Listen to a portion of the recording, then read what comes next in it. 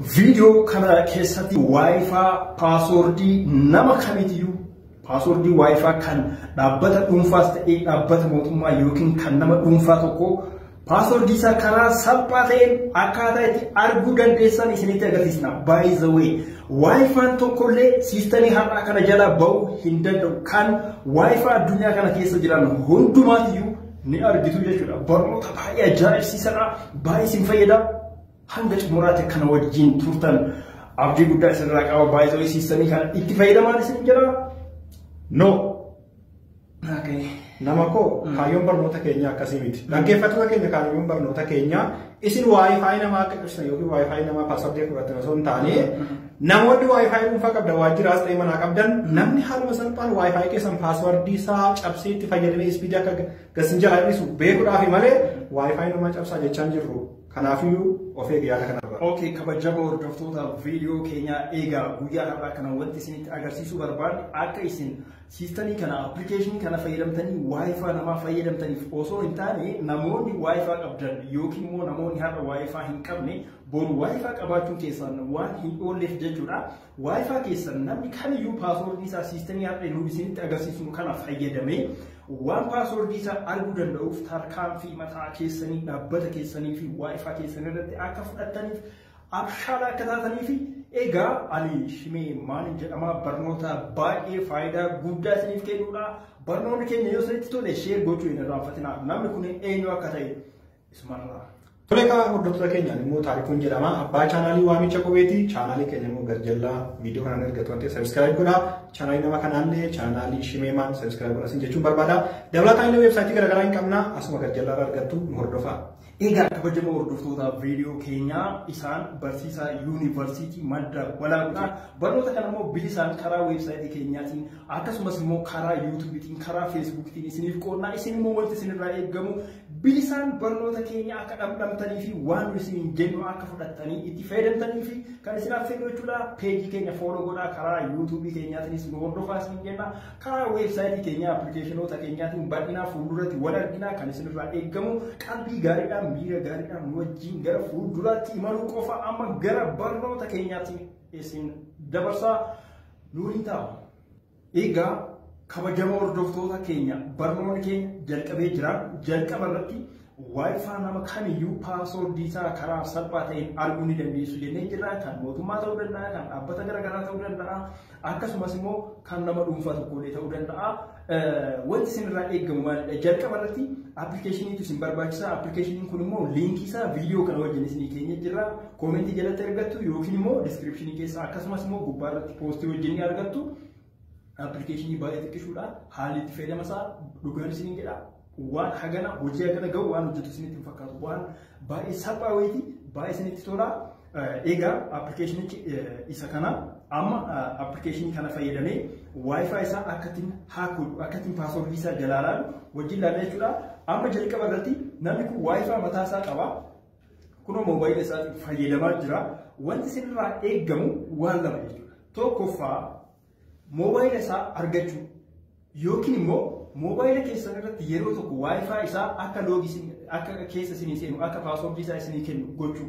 Amma fakkeenyaaf mana WiFi deemtu yookiin nama wayiitiin WiFi isaa akka passwordii isinii kennu gootanii passwordii sana otoo isin hin argin bilbila keessan isinirraa fuudhee passwordii itti galchee isinii kenna jechuudha. Namni kun garuu erga inni itti loogiin godhe yookiin erga keessa seenee booda isin passwordii isaa arguu hin dandeessan jechuudha.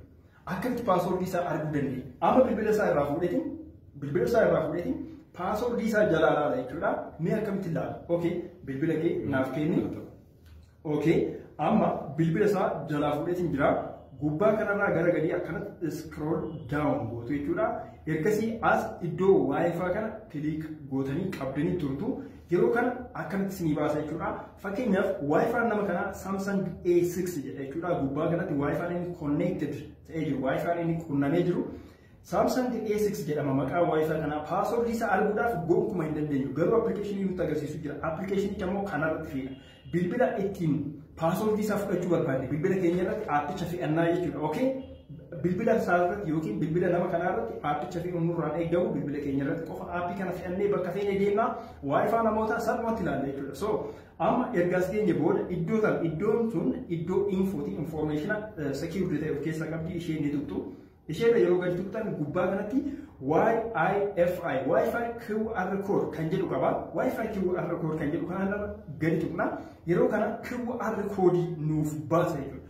QR code yeroo inni haala kanaan kunoo ifaafuu isinitti mul'atu jedhee yaada. QR code yeroo inni haala kanaan nu baasu wanti nurraa eegamu applicationii keenya kan bilbila kanarratti fe'annee jechuudha. Applicationii liinkii kana tuqxanii argattan jechuudha. Isa gadi tuqxu.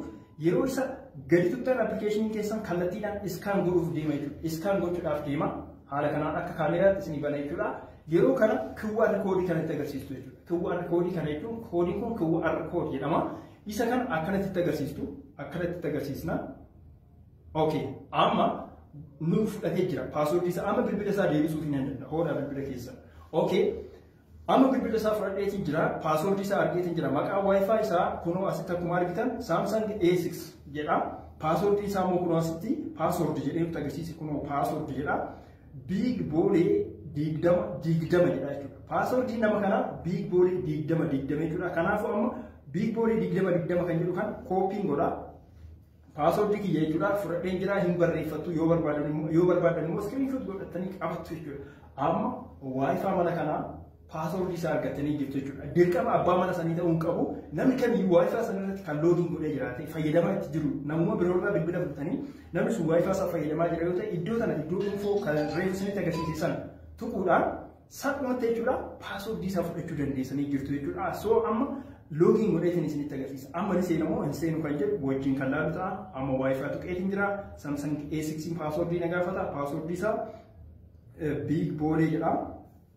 Kuno asitti guuteen isinitti agarsiisa 20 screen recorderiin bakka password kana waraabuu danda'a itti galchitanii right gootu kuno iddoo kana right yoo goone fakkeenyaaf amma connect ta'aa jira kuno connecting jedhaa jira already Wi-Fi kana password isaa isa sirriin argatee connect ta'ee jira jechuudha. So karaa biraa hoo karaa lammaffaa barnoonni karaa lammaffaa immoo akka mana Wi-Fi tokko deemtu yookiin Wi-Fi dhaabbata wayii gaaf tokko password isaa isinii kenna.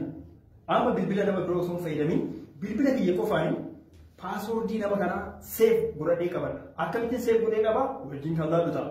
Okay. Namni tokko isinii kennee jira Wi-Fi isaa isinii kenneera isin garuu fuulduratti ni barbaadu Wi-Fi kana. Password isaa beekuu barbaadu kan waajjira adda addaa ta'uu danda'a. Iddoo barbaadanirraa qabachuu dandeessu. So akkam gootu. Akkanatti gad dhuftanii iddoo kana tuqxu. Iddoo kana yeroo gadi tuqxan dhiifama sirriitti gadi qabdanii tuqxu. Okay. Yeroo sana iddoo kana isinitti agarsiisa iddoo sana jechuudha. Maqaa Wi-Fi itti connect taatanii jirtan san fuulduratti jechuudha. Wi-Fi kana isa connect gootanii iddoo sana tuqxu. Iddoo kana tuqxu. Iddoo kana tuqxanii gubbaa kanatti kun Wi-Fi QR code kan jedhu isinii dhufa isarra gadi tuqxu. Yeroo inni akkanatti isinii fidu bilbila keessan screenshot gootu. Screenshot. Amma screenshot godhatanii qabatanii jirtu jechuudha. Amma screenshot kanarra akkamitti password isaa akka baastan immoo isinitti agarsiisa. Okay. Password isaa baasuudhaaf application keessan kan amma download godhatan kana godhatu. Okay, isa gadi tuqna. Kun karaa lammaffaadha baay'ee kun karee login godheedha. Amma haala kanaan appicha ni bantu. Okay, appiin amma banamee jira. Yeroo appiin keessan akkanatti banuu jalqabu iddoo tana tuqxu. Iddoo mallattoo suuraa agarsiisu tan isheerra gadi ni tuqxu. Isheerra gadi yeroo tuqxan inni gaalaarii keessan isinii bana. Amma gaalaarii keessa yeroo seenu kunoo screenshot inni mul'atti. Walakkaadha mul'atti kabajamtuun akkuma isheerra gadi tuqeen jira. Kunoo akkuma isheerra gadi tuqeen password isaa asitti naa mul'isa. Kunoo screenshotii ani fudhadhe kunoo asitti agarsiiseera. Kallattiidhaan password isaa kunootiin naan jedhaa jira. Kan Wi-Fi kana password isaa kunootiin naan jedhaa jira. Easy baay'ee salphaadha jechuudha. Password qaama kamiyyuu nama kamiyyuu dhaabbata kamiyyuu fudhachuun aappii kanaaf baay'ee salphaadha jechuudha. Barnoota baay'ee gaarii ta'e barnoota baay'ee isin fayyadu isin barsiifnee jira garuu password namaa fudhachuudhaaf akka itti fayyadamtaniif nuti isin barsiifne jechuudha. Password Wi-Fi keessanii eeggachuudhaaf tarkaanfii mataa keessanii akka fudhatan. Teknooloojiin kana uumee jira kan of eegu isin mataa keessanii waan ta'eef tarkaanfii mataa keessanii akka fudhatanii fi namoonni gama kanaa itti fayyadamuu barbaadan immoo nuyi miti kan uume dhaabbanni uume dhaabbata biyya birooti waan jiru immoo nuti isinitti illee jirra. Kanarratti yaada hafe jedhu yoo jiraate barsiisaan eenyu jedhamtu.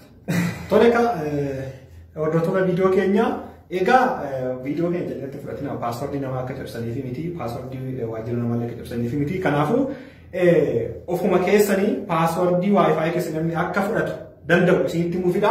Egaa viidiyoo biraa keessatti immoo namni paaswordii Wi-Fi keessanii fudhatee jira yoo ta'e itti fayyadamaa jira yoo ta'e akkamitti akka adda baafatan viidiyoo biraa immoo isin hojjenna Appiin kanallee adda baasu jira waan ta'eef egaa barnoota keenya irraa waan guddaa akka argatan abdii qabnaa nu hordofan wajjin taasisan jechuun barbaada. Barnoonni keenya har'aa kanuma turtii gaarii. Turtii gaarii isiniif haa ta'u galatooma. Bye bye. Nagaatti.